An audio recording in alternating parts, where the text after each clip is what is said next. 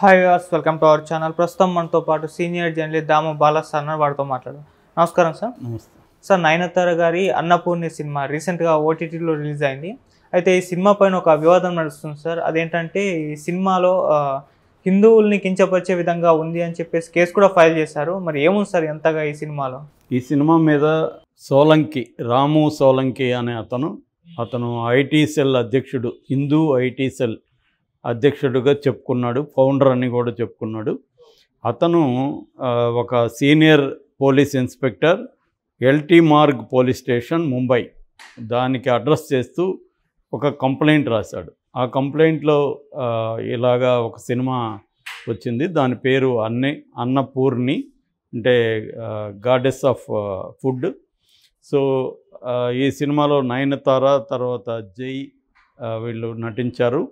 నీలేష్ కృష్ణ దీన్ని డైరెక్ట్ చేశాడు, కృష్ణన్. సో ఈ సినిమా అభ్యంతరకరంగా ఉంది, హిందువుల మనోభావాలను దెబ్బతీస్తుంది.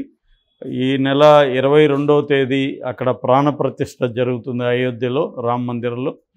ఈ కాంటెక్స్ట్లో ఇతను హిందువుల మనోభావాలను దెబ్బతీయడానికి డైరెక్టరు కుట్ర బన్నీ ఈ సినిమా తీశారు. దీంట్లో ఈ కుట్రలో భాగంగా జీ స్టూడియోస్, తర్వాత నెట్ఫ్లిక్స్, నయనతార వీళ్ళందరూ భాగమయ్యారు అని చెప్పాడు. దాంట్లో అబ్జెక్షనబుల్గా ఉన్నవి ఆయన ప్రధానంగా 4 అంశాలని పేర్కొన్నాడు.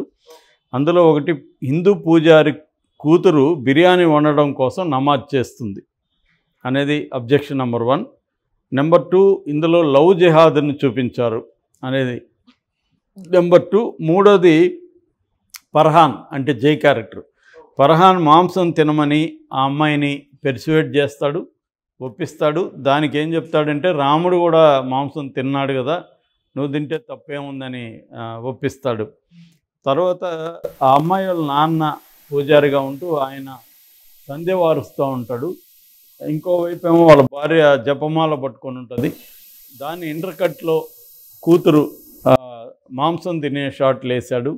అది క్లియర్గా బ్రాహ్మణ సంస్కృతిని అవమానించడం అనేది ఆయన చెప్పాడు. 4వ పాయింట్, పూజారి కూతురు ఒక ముస్లింని ప్రేమిస్తుంది, మాంసం తింటుంది, రంజాన్కి వెళ్తుంది, నమాజ్ చేస్తుంది, ఇవన్నీ చూపించారు. అంటే క్లియర్గా ఈ 4 అంశాలని ఆయన పేర్కొన్నాడు. ఈ 4 అంశాలతో పాటు మొత్తం సినిమాలో ఈ అమ్మాయి ఒక పూజారి కూతురు ఇలాగా ముస్లిం అమ్మాయిని లవ్ చేయడం, అబ్బాయిని లవ్ చేయడం, ఇదంతా కూడా లవ్ జిహాద్ కిందకి వస్తుందని చెప్పాడు. దీని మీద ఈ కంప్లైంట్ ఎప్పుడైతే వైరల్ అయిందో అతనే ఎక్స్లో కూడా పోస్ట్ చేశాడు. దాంతో మెల్లమెల్లగా ఇతర హిందూ సంఘాలు, తమిళనాడులో ఉన్న రాష్ట్రీయ హిందూ మహాసభ అధ్యక్షుడు వేలు, ఇట్లాంటి వాళ్ళందరూ, అట్లాగే మాజీ శివసేనకు సంబంధించిన వ్యక్తులు, సో వీళ్ళందరూ కూడా దీని మీద వైరల్ చేస్తున్నారు, కోర్టులో కూడా కేసు వేశారు. సో అసలు ఈ కథ ఏంది, ఇదేమన్నా ఎవరు తీని కథ ఇతను తీశాడా, నిజంగా హిందువుల మనోభావాలు కించపరిచే విధంగా ఉందా అనేది మనం చూస్తే, ఈ కథలో ఏంటంటే శ్రీరంగం టెంపుల్లో ఒక పూజారి ఉంటాడు, రంగరాజన్. ఆయనకి కూతురు ఈ అమ్మాయి అన్నపూర్ణి. ఆ పూజారి ఎంత భక్తుడు అంటే ఉద్యోగం వచ్చినా కూడా పోడు, నాకు దైవ సన్నిధి ఇదే గొప్ప అనుకుంటాడు. సో అతను ఈ అమ్మాయిని MBA చేయమని చెప్తాడు. అయితే అతను ఏంటంటే ఆ గుళ్ళో ప్రసాదం వండి పెట్టే డ్యూటీ కూడా అతనికి పడుతుంది. అతను చాలా బాగా చేస్తాడు. దాంతో కూతురు అంటే చాలా ఇష్టం, కూతురికి కూడా ఆయన అంటే చాలా ఇష్టం.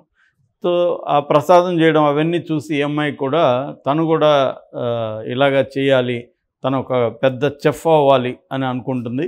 కానీ వాళ్ళ ఇంట్లో డిస్కరేజ్ చేస్తారు, నువ్వు MBA చదువు, చెఫ్ అని అందరూ అవరు, అంటే ప్రపంచం గుర్తించే చెఫ్ అవుతాను అది ఇదని చెప్తున్నప్పుడు అవన్నీ కళలు, నువ్వు అవ్వలేవు అని ఇంట్లో బామ్మ కానీ అమ్మ కానీ వీళ్ళు చెప్తుంటారు. ఈ క్రమంలో ఈ అమ్మాయి ఏం చేస్తుందంటే, వీళ్ళ చైల్డ్హుడ్ ఫ్రెండ్ ఫర్హాన్ అని ఉంటాడు, అతని జై చేశాడు. ఆ ఫర్హాన్ సహాయంతో ఈ అమ్మాయి చెఫ్ కోర్సు, కుకింగ్ కోర్సులో జాయిన్ అవుతుంది. ఇంట్లో ఏమో MBA అని చెప్తుంది. అక్కడ ఈ అమ్మాయి ఫేవరెట్ కుక్ ఉంటాడు ఒక ఆయన, సత్యరాజ్ చేశాడు క్యారెక్టర్, ఆనంద సుందర్రాజ్ అని. అతను పరిచయం అవుతాడు. ఈమెకి ఫేవరెట్ కుక్ ఆయన అంటే చాలా ఇష్టం. సో వాళ్ళ కొడుకు ఒకడు కార్తీక్ అని ఉంటాడు, వాడికి ఈ అమ్మాయి అంటే పడదు. రెండో తండ్రి కొడుకుల మధ్య కూడా వైరుధ్యం ఉంటుంది. సో ఇలాగా ఈ అమ్మాయి మెల్లగా చెఫ్ అవ్వడానికి ట్రై చేయడం, కొన్ని పోటీల్లో ఈ అమ్మాయి పాల్గొనడం, దాంట్లో ప్రైజులు రావడం. ఈ క్రమంలో తండ్రి కొడుకుల మధ్య ఈ అమ్మాయి బలవడం. ఈ అమ్మాయి పనిచేస్తున్న ఒక హోటల్లో, హోటల్కి ముందే ఏం జరుగుతుందంటే ఇది తెలిసిపోతుంది ఇంట్లో, ఈ అమ్మాయి ఇలా చేస్తుంది అనేది నాన్నకి తెలిసిపోతే నాన్న ఈ అమ్మాయిని బలవంతంగా ఇంటికి తీసుకొచ్చి ఒక పెళ్లి ఫిక్స్ చేస్తాడు. పెళ్లి చేస్తే తెగవుతుంది అన్నట్టుగా. సో దాంతో ఫర్హాన్ ఒక సలహా ఇస్తాడు, నువ్వు వచ్చేసేయి, ఇక్కడ హోటల్లో జాబ్ ఉంది నీకని, ఒక 5 స్టార్ హోటల్లో.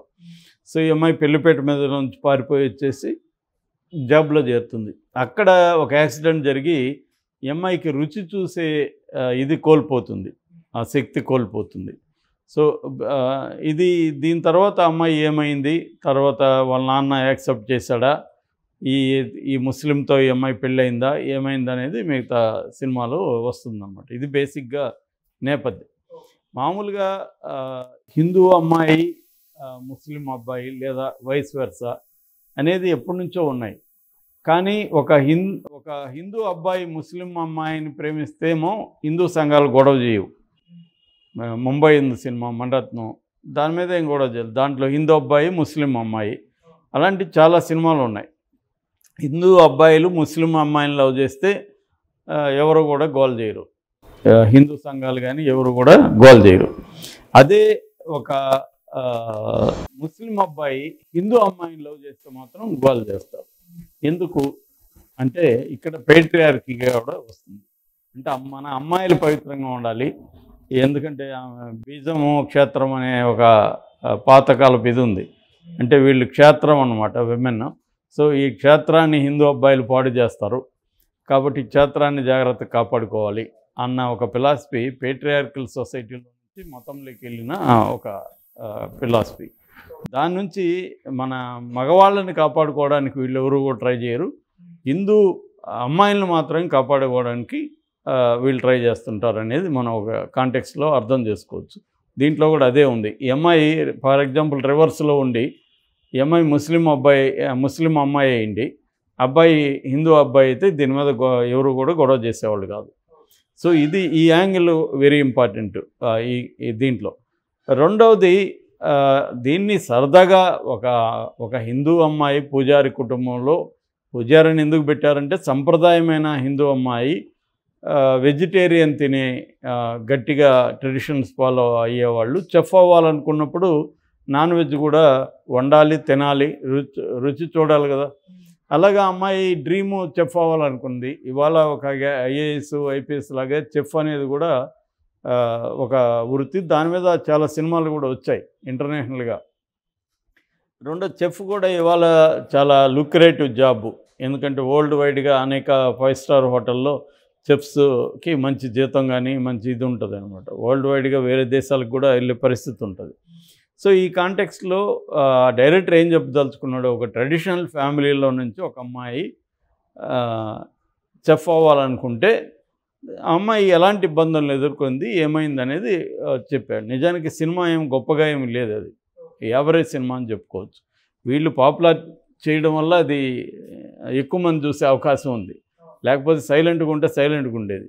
అంటే ఈ మధ్య ఏమైందంటే ప్రతి ఒక్కరూ పబ్లిసిటీ కోసం సినిమాల్ని ఏదో ఒక కాంట్రవర్సీ క్రియేట్ చేయడం, ఇది ఎక్కువ కనబడుతుంది. నిజంగా ఆయన ఒక అనలిస్ట్ చెప్పినట్టుగా రామ మందిరంలో ప్రాణప్రతిష్ఠ చేయడం ఓకే, కానీ రాముడు తీసుకొచ్చిన వాల్యూస్ ఏంటి, రామాయణంలో మనం నేర్చుకోవాల్సిన వాల్యూస్ ఏంటి, ఈ విషయాల్ని హిందూ యూత్కి మీరు చెప్పే హిందూ యూత్కి మీరేమన్నా బోధిస్తున్నారా అని ఒక అనాలిస్ట్ అడిగాడు. అందులో వాస్తవం ఉంది. అంటే వీళ్ళు ఏంటంటే దీన్ని ఒక మతాన్ని రాజకీయాలకు వాడుకుందామని ఇంట్రెస్ట్ తప్ప, నిజంగా ఆ గ్రంథాలని పరిచయం చేసి రామాయణం మనకి భారతం ఈ రెండు కూడా గొప్ప ఎపిక్స్. ఆ ఎపిక్స్ని పరిచయం చేసి ఆ ఎపిక్స్ నుంచి మన లైఫ్కి ఏం నేర్చుకోవాలి, మన జీవితంలో ఏం ఉపయోగపడుతుంది అనే యాంగిల్లో చెప్పడం అనేది తక్కువ ఇది. సో నిజంగా వీళ్ళకి అంత నమ్మకం ఉంటే హిందూ మతం మీద, రామాయణం రాముడి మీద, ఆ రామాయణం రాముడు జీవితంలో నుంచి ఏం నేర్చుకోవాలి, ఆ టెక్స్ట్ని సులభంగా ప్రజల్లోకి వివిధ రూపాల్లో తీసుకెళ్ళడం, అవి చేయొచ్చు. అవి చేయడం కంటే కూడా వివాదాలని క్రియేట్ చేయడం, ఇటువంటి సినిమాలు మామూలుగా అయితే ఈ సినిమా ఎవరు పెద్దగా పట్టించుకునేవాళ్ళు కాదు. నయనతార చేసింది కాబట్టి ఎంతో కొంత ఇదైంది. సో మిగతా క్యారెక్టర్లు కానీ గొప్పగా ఏం లేవు. ఇది వెరీ వెరీ సింపుల్ స్టోరీ. దీంట్లో అన్నీ ప్రెడిక్టబుల్గా ఉన్నాయి. గొప్ప కథ, గొప్ప ట్విస్టులు ఏం లేవు. చిన్న విలన్ క్యారెక్టర్ లాగా అతన్ని చేశారు, అంతకంటే ఈమెకి పెద్ద కాన్ఫ్లిక్ట్ లేవు. ఇటువంటివి పూజారి కొడుకులు ఏమయ్యారు అనేది మన ఆకలి రాజ్యం నుంచి చూస్తున్నాం కాన్ఫ్లిక్ట్ అనేది. రెండవది ఏంటంటే ఇవాళ బ్రాహ్మణులు మాంసాలు తినరని నా ఫ్రెండ్సే 10 మంది దాకా ఉంటారు తినేవాళ్ళు. చాలామంది తింటున్నారు. అదేమి ఇది ఎవరి వ్యక్తిగత ఇది అనమాట ఇవాళ ఇష్టాలు. అట్లాగే బ్రాహ్మణులు కానివాళ్ళు కూడా, మాంసం తిన్నవాళ్ళు కూడా బోల్డ్ మంది ఉన్నారు. వెజిటేరియన్స్ చాలామంది పెరుగుతున్నారు వరల్డ్ వైడ్గా. అట్లాగే వ్యాగన్స్ అంటారు. వ్యాగన్ అంటే పాలు కూడా తాగరు వాళ్ళు, ఎందుకంటే జంతువు నుంచి వచ్చే ఏది కూడా వాళ్ళు తీసుకోరు. ఆ వ్యాగనిజం కూడా వరల్డ్ వైడ్ పెరుగుతుంది. అంటే నిజానికి ఆరోగ్యపరంగా తీసుకున్నప్పుడు వ్యాగనిజం కానీ వెజిటేరియనిజం కానీ మంచిదనేది ఎక్కువ మంది చెబుతారు. కానీ అఫోర్డబిలిటీ ఫుడ్ అనే దగ్గరికి వచ్చేసరికి నాన్ వెజ్ అనేది ముఖ్యంగా మనలాంటి పేద దేశాల్లో నాన్ వెజ్ లేకపోతే ప్రోటీన్ అనేది ఇంకా వెజిటేరియన్ ప్రోటీన్ అనేది కాస్ట్లీ, నాన్ వెజ్ దాంతో పోల్చినప్పుడు చీపు. అందుకని ఆహారం తింటున్నారంటే దానికి అది తరతరాలుగా ఉండే అనేక అంశాలు ఆహారాన్ని డిసైడ్ చేస్తాయి.